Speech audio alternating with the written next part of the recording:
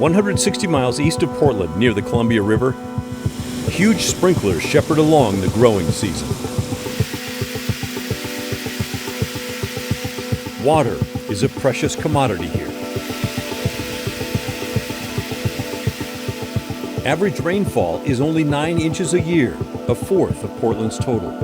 During the growing season, irrigation water, much of it from the Columbia River, is delivered by the moving machines, quenching the thirst of growing crops. It creates perfect green circles on the otherwise tan canvas. This is part of the largest grassland in North America. While it's rare above ground, deep under the soil, there's lots of water. And that's where thousands of people not connected to city water systems get their supply, through private wells. And for most of Oregon's history, that water was safe to drink. But more than 30 years ago, that changed. And today the problem is worse than ever.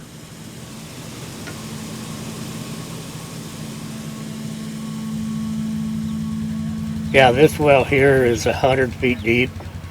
The static level is 22 feet, and they used to be good, but they're not anymore. Pat Suter began using his well 35 years ago when he moved into his home here outside the city of Boardman. Back then, he said, the water tested at about 4.5 parts per million with nitrate, a safe level according to the EPA. Nitrates are something you cannot see or taste. It's a chemical found in fertilizers and the waste of animals kept in feedlots and the water from commercial food production. In elevated amounts, it is dangerous in humans. The EPA set a limit of 10 parts per million for all public water systems. Concentrations below that are considered safe. Above that, not safe, especially for some groups, including young children and pregnant women. Recently, experts tested Pat's well water again. He said the new reading showed nitrates at 37 parts per million. That's nearly 4 times the danger level. We quit drinking this water. I quit drinking it about 10 years ago when I got remarried. My wife, they wouldn't drink this water, and it didn't taste right, so we've been on bottled water for 10 years. And your previous wife died of cancer? Yeah, she did. She drank about 3 pots of coffee a day for all the time we was here. And a number of dogs? And I've lost 16 dogs here with cancer. You think it's the water? I do. No tests have been able to pinpoint the water as the cause in the death of Pat's wife or his dogs, but he and many others in eastern Oregon believe the water is indeed deadly. Up until the recent test, Pat's current wife, Sylvia, used the water for cooking.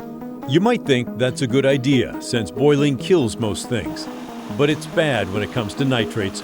Boiling concentrates them and makes things worse. I got pissed off because I was like, what are we gonna do now?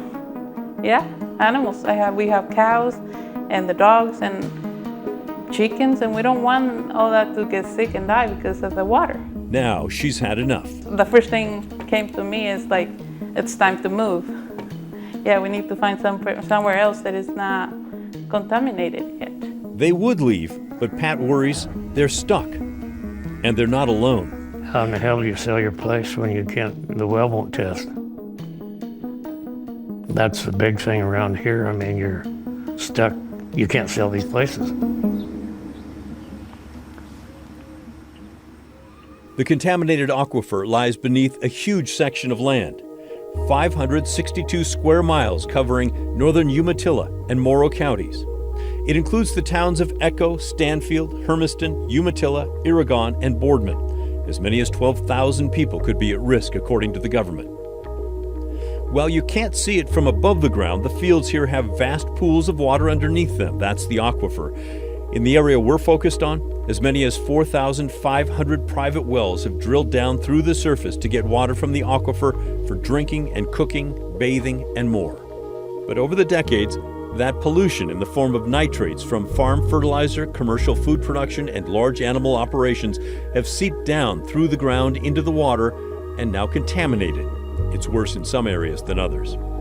When people use their wells in the contaminated areas, they pull up water that looks clean but is actually polluted with nitrates.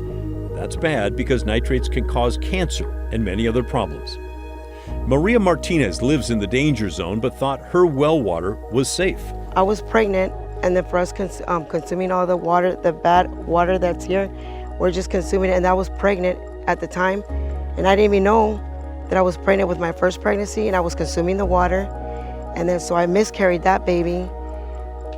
And then again, I got pregnant again. And then still drinking the water without knowing it was contaminated, another one. She had 2 miscarriages.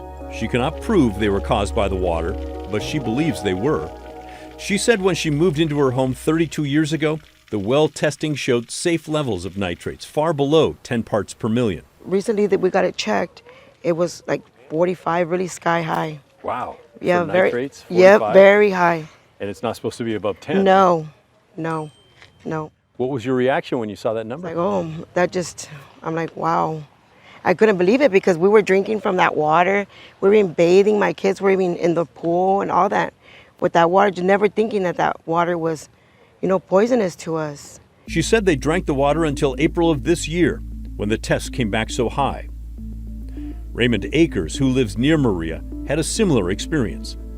He bought his home 24 years ago, and back then said the nitrates in his well water tested at just 4.3 parts per million. So he didn't worry about it until he recently heard the concern of neighbors. My wife and I, we rushed in and got some bottles and spent $110 to have our well tested. And it had went in that amount of time, it went from the 4.3 to 27.4. Wow. What was your reaction to seeing the number? I was shocked. He too immediately switched to bottled water, and it brought a startling change in his health. I've been fatigued for the last, 10 or 15 years. I just didn't have no energy. Never put no relation to it. Don't know if it is related, but I can tell you when I stopped drinking the water, I found a whole level of energy I hadn't had in 15 years. I was pretty heavy then, and I dropped 70 pounds in just over 6 months after I quit drinking that water. Wow, 70 pounds. The energy level that I had to get out of the house and go do something. Like all the others I met, he cannot prove the water made him sick, but he does believe it did.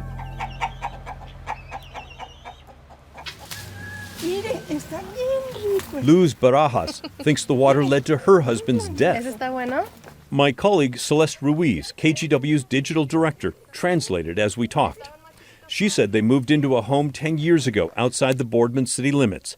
They were warned from the beginning the water was not safe to drink, but her husband sometimes ignored that. Cuando ya nos cambiamos aquí, él sembró esos árboles que están y venía a regar y no traía agua, pienso que tomaba de eso. Tomaba agua de la llave de su esposo. Sí, de esa ahí.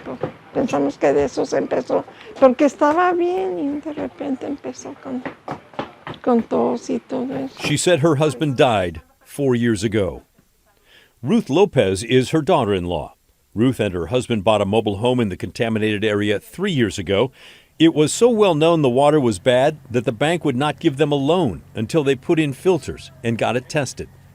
Still, she won't use the water. Pues estamos mirando que el agua está muy afectada, no sirve para tomar ni para cocinar. Like many I met, she finds it hard to believe it's been going on this long. Se me hace mucho, digo, wow, 30 años y no pueden hacer nada, entonces como que uno dice, te desilusionas de que dices, ay, pues si hace 30 años no pueden hacer nada, conti más ahorita, ¿verdad? That's right, 30 years. Today, with great pride, it gives me a good feeling to be able to announce that Oregon again is leading the nation in preventing pollution. Back in 1989, Oregon's legislature passed the Oregon Groundwater Quality Protection Act. Its goal is to prevent contamination of groundwater throughout the state, to conserve and restore it, and to maintain it for future generations. The law also required statewide testing of groundwater. Tests revealed the water in the lower Umatilla Basin was polluted, with many readings showing nitrates above 7 parts per million, the state's threshold for danger. The Department of Environmental Quality declared a groundwater management area. The purpose of that declaration was to identify and implement practices that would reduce the nitrate levels and ultimately reduce the groundwater nitrate concentrations to below that 7 parts per million. It has failed in nearly every step of the journey. To begin with, it took 4 years to find and report the 5 leading causes of contamination, It took 2 more years to form a committee to do something about it. A full 7 years after the declaration, the committee, made up of government and industry officials, decided a voluntary plan of action would be best. Now in 2023, the state is on its 3rd committee, and the nitrate contamination is not better. It's worse, leaving residents like Mike Pearson furious. These people don't give a damn what's going on. If they do, they damn sure don't do anything about it.